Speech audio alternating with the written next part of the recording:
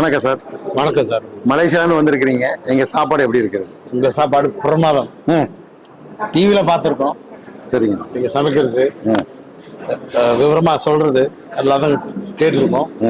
உங்களை வந்து சந்திக்கிறோடு ஒரே பிடிவாதமா இருந்தோம். சரிங்க சார். 2 பேரும் வந்துட்டோம். Okay okay. சாப்பாடு ஃபேண்டாஸ்டிக். நீங்க என்னெல்லாம் சாப்பிட்டீங்க?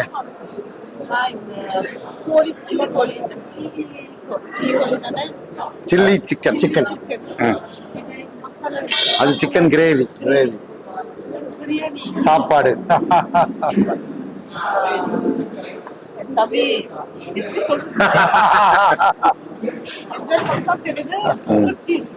Okay okay okay.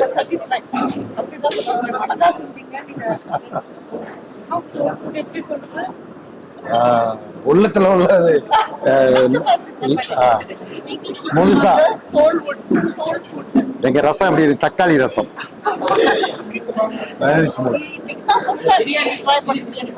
அவங்களோட மைக்கி கொடுங்க சார். இதுதான் ஃபர்ஸ்ட் டைம் ட்ரை பண்ணி இதுக்கு முன்னாடி ட்ரை பண்ணதில்ல. ரொம்ப நல்லா இருக்கு. ரொம்ப நல்லா. அப்புறம் பிரியாணி எப்படி இருந்தது? கறி எல்லாம் எப்படி வந்திருந்தது சார்? அவங்கள்ட்ட கொடுங்க. அழகா மாதிரி சின்ன சின்னதா எப்படிதான் சொல்றது தெரியாது. ரொம்ப அழகா இருக்கு. ரொம்ப அழகா செஞ்சீங்க, அழகா சாப்பிட்டீங்க. அல்வா எப்படி இருந்தது? சாட்டிஸ்ஃபைட். அல்வா நான் சேவ் பண்ணி லாஸ்டா தான் சாப்பிட போறோம். அதே அவ்வளோ வீட்டுல நல்லா வந்துருச்சு. இந்த மாதிரி அல்வா நான் ட்ரை பண்ணது இல்லை இன்னைக்கு வேற. மலேசியா உங்க ஊரு எந்த ஊரு? என்னோட ஊரு ஜோஹர். ஜோஹர்ல. ஜோஹர்னா சிங்கப்பூர் கிட்ட. சிங்கப்பூர் பார்டர் பக்கத்துல. நம்ம 2 பேரும் இப்ப தங்குறது நார்த் பினாங். பினாங். பினாங் சொல்றாங்கல்ல. ஓகே. அது ஒரு தீவு.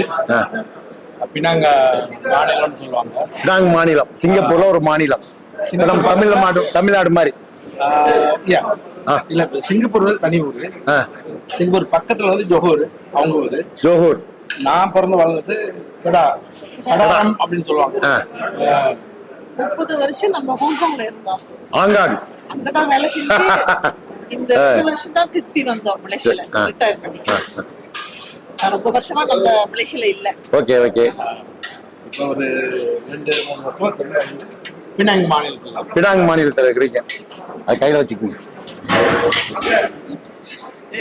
நீங்க அங்க இருந்து வந்திருக்கீங்கல்ல, நிறைய என்னோட வீடியோ எல்லாம் பாத்துருப்பீங்க. அதனாலதான் இல்ல இப்போ நம்ம இப்ப நேர்ல சாப்பிடும் போது அந்த உங்களுக்கு அந்த ஃபீலிங் எப்படி இருந்தது? நம்ப முடியாத ஒரு இது உண்மையா நடக்குதா, இது கனவா? இல்ல சார், அதாவது வாழ்க்கையில மனுஷன் போதுங்கிறது சாப்பாடு ஒண்ணே. புரியுதுங்களா? அதாவது எந்த ஊரு எங்கெல்லாம் நமக்கு தேவையில்லை. அப்ப நம்ம சாப்பாடு வந்து தரமா கொடுக்குறோம். அந்த தரம் எப்படி இருக்கு? உங்க ஊருக்கும் எங்க ஊரு பிரியாணிக்கு எப்படி இருந்துச்சு? அதை வச்சு பார்க்க முடியாது, ஒப்பிட்டு பார்க்க முடியாது. ஏன்னு சொன்னா இது வேற லெவல். இல்ல சார், எங்களுக்கு வந்து தம் பிரியாணி. அதாவது இது வந்து கீரனூர் அப்படின்னு எங்க திண்டுக்கல் பக்கத்துல ஒரு கீரனூர் ஊர் இருக்குது. அந்த ஊர் பிரியாணி இது. அப்போ நம்ம இங்க பிரியாணி நிறைய வகை இருக்கு. என்னன்னா தம் பிரியாணி, வடி பிரியாணி. ஒரு மாவட்டத்துக்கு ஒவ்வொரு பிரியாணி இருக்கும். நானே 60-70 வகை பிரியாணி பண்ணுவேன். அதுல இது பெஸ்ட். எங்க ஊர் எனக்கு சொந்த ஊரும் தூத்துக்குடி. தூத்துக்குடி பக்கத்துல காயல்பட்டினம் ஒரு ஊர் இருக்கு. அங்க வந்து பிரியாணினா நிறைய நட்ஸ் எல்லாம் அரைச்சு போட்டு வைப்போம்.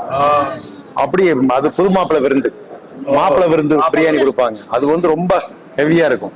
மதியம் மட்டுமே சாப்பிட முடியும், நைட்டு சாப்பிட முடியாது. அந்த மாதிரி ஒரு ஹெவியான ஒரு பிரியாணி.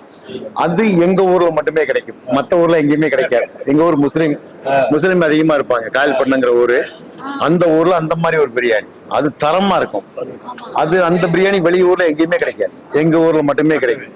இது வந்து திண்டுக்கல் பக்கத்துல இந்த மாதிரி ஒரு பிரியாணி. இது காரசாரமா அப்படி இருக்கும். இது எல்லாம் ரொம்ப மெதுவா இருக்கும். கறி வந்து நல்லா வெந்திருக்கும், சாப்பாடு நல்லா வெந்திருக்கும். அப்படி பிடிச்சா பிடிக்கும். சாப்பாடு பார்த்தா சாப்பாடா இருக்கும். ரசம் எப்படி இருந்தது? ரொம்ப நல்லா இருக்கு. ஒர்க் ஒண்ணுமே இல்ல, ஜஸ்ட் நைஸ். எல்லாமே டேஸ்ட் பண்ண முடியும். ரொம்ப ரசம் சாப்பிட முடியாது. ஆனா இது அப்படியே குடிக்கலாம், தோல்ல போட்டு சாப்பிடலாம். நம்ம ஊர்ல மலேசியால ரசம்னு கொண்டு வந்தாங்கன்னா அது காரம் அதிகமா, வெறும் மஞ்சளும் மிளகும் போட்டுப்பாங்க. இது தக்காளி ரசம். நம்ம என்னன்னா மனுஷனுக்கு ஆண்டவனுக்கு போதுங்கிற ஒரே பொருள் இது ஒண்ணே. அப்போ நம்ம கொடுக்கும்போது தரமா கொடுக்கணும். அந்த தரமான ஒரு பொருள் இருந்தால் மனசார வாழ்த்துவாங்க, அது உண்மை. நம்மள தரமா வாழ்த்துவாங்க. அப்போ நம்ம கொடுக்குற பொருள் தரமா இருக்காது. அவ்வளவுதான். உங்களுக்கு சாப்பிடும்போது அது ஒரு சந்தோஷம். அந்த சந்தோஷம் வந்து உலகத்தை மறந்துடும் கொஞ்ச நேரம். கண்டிப்பா சார், சாப்பாடுங்கிறது தரமா கொடுக்கணும். அந்த தரமா கொடுக்கும்போது வயிறார சாப்பிட்டு வாழ்த்தும் போது அந்த ஆண்டவனே நம்மள வாழ்த்துவாங்க. இதை பத்தி நம்ம பேசுவோம் வருஷமா.